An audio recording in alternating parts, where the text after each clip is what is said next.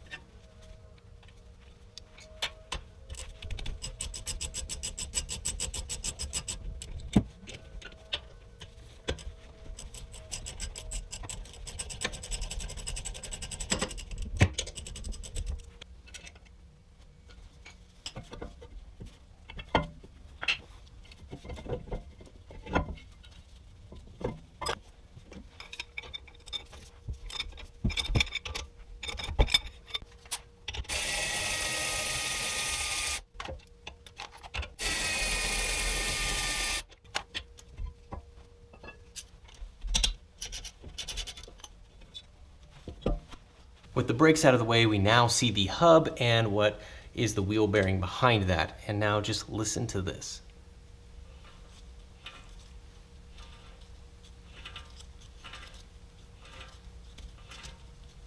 You can hear that clicking noise within there. It's not as bad as it could be, but it certainly means this wheel bearing doesn't have much longer life left to live. Preferably, you want to change wheel bearings before they start giving you a lot of symptoms driving down the road, because at that point you run into other issues like abnormally wearing tires and additional rolling resistance and other problems that you just don't even want to get into. Your wheel bearing really should not make any noise whatsoever.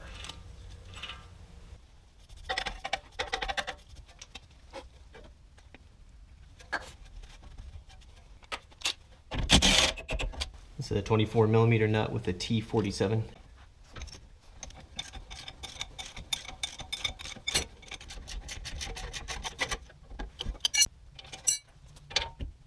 So normally you would have to use a ball joint press to push this out. I guess I got lucky and it just kind of popped out on its own. At least I'm having flashbacks to when I did the E30 and it had a steel insert into this aluminum knuckle, and it was a pain to get that to separate. Maybe that's just a part of this new design where you just have a steel ball joint going into an aluminum knuckle with no steel insert and it just comes out easily. Either way, that went a lot easier than expected.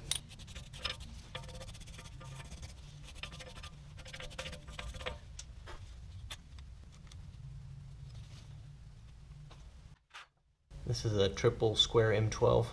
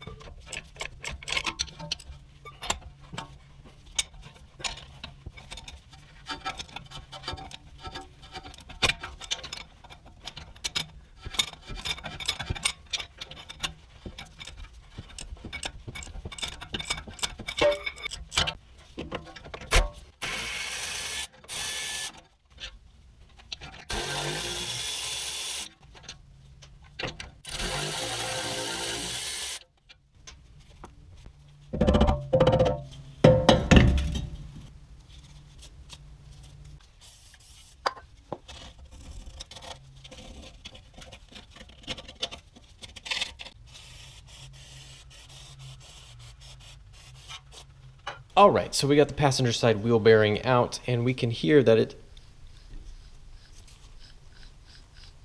has a little bit of notchiness starting to develop. It's not too terrible. It definitely could have lasted probably a few more thousand miles, but when we compare it with the new one, absolutely silent. In fact, slightly less rolling resistance as well. So this is obviously an original BMW branded one. It actually looks like it's an SKF. And then the new ones are FAG/Schaeffler, which is a very high quality OEM grade brand as well. So you see I've got two of those sitting over here. Now, one important thing to note when you're going through and replacing these is that new wheel bearings have been uprated with a different thread pitch than the old ones.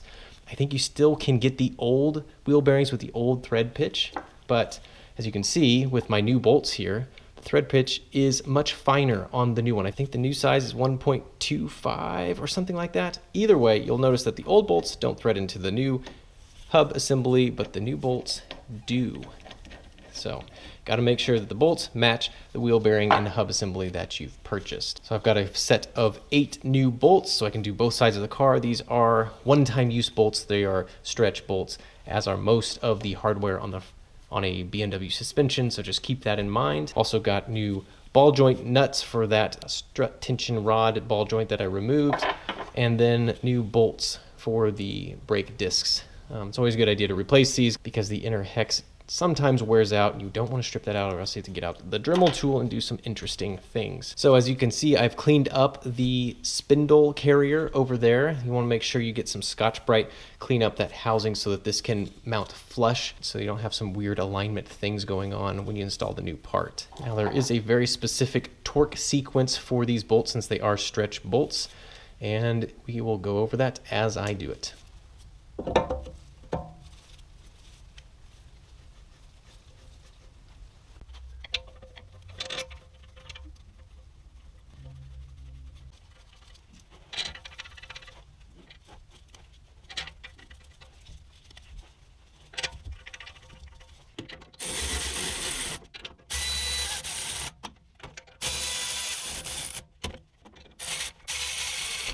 So the first torque stage is 15 foot-pounds.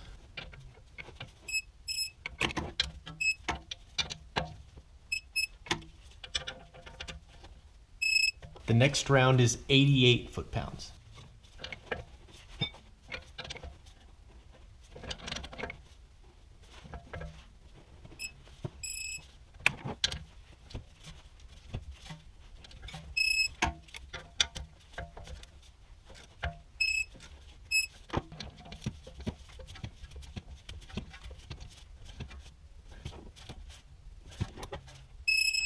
And now the final round is a further 90-degree turn. I'm going to be able to tell I've turned it 90 degrees because I'm going to place match marks with this paint pen, one on the bolt head and one on the hub carrier where I want the bolt to end up.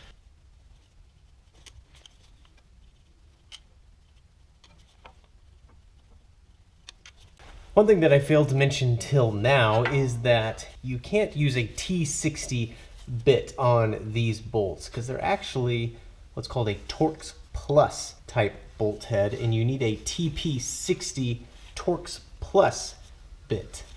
And you'll see that it fits in very snugly. A Torx bit will round this out when you get to this 90-degree stretch bolt portion. You can get away with the T60 up until that point.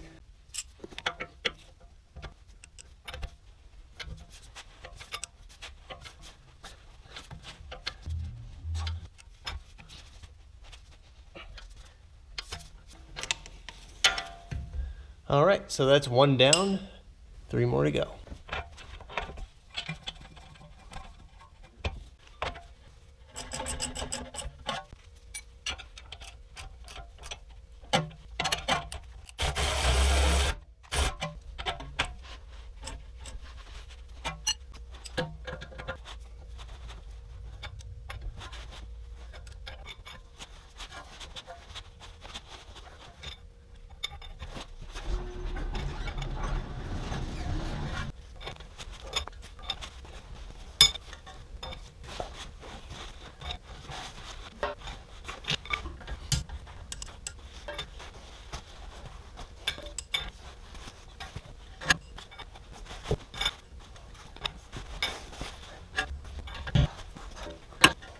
Next, we'll tighten up the strut rod nut, which is 74 pound-feet plus 90 degrees.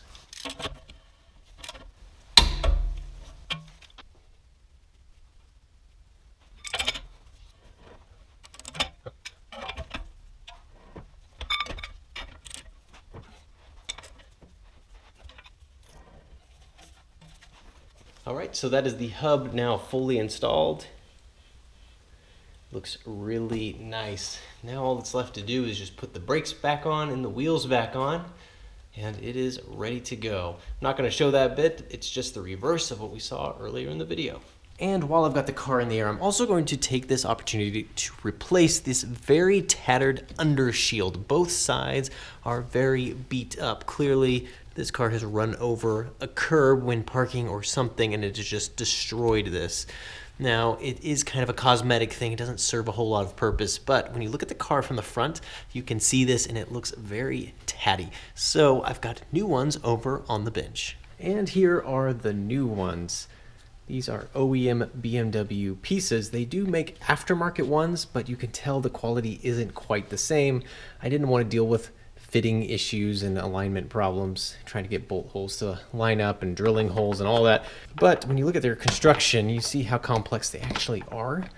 They have rubber molded into the ABS plastic here, including this little flap. So these are rubber pieces and then hard plastic the rest of the part, and it comes with the captive nuts as well. The design of the part changed a little bit. These little scoops are slightly smaller, so I guess they updated the part at some point, but I am sure that it mounts up otherwise. Let's get them in.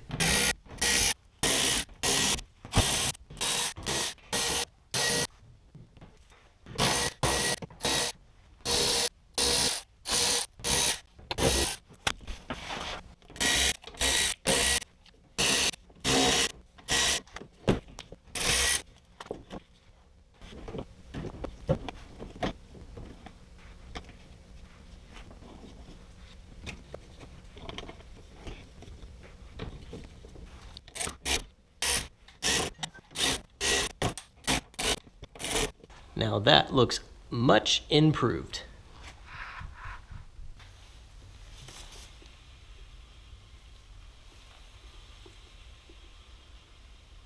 All right, so as you can see, the car's back on the ground, and that's all we have for this video. Hopefully that was helpful for any F10 owners that are experiencing the same problems that this one has. As always, thanks so much for watching, and we'll see you all again next time.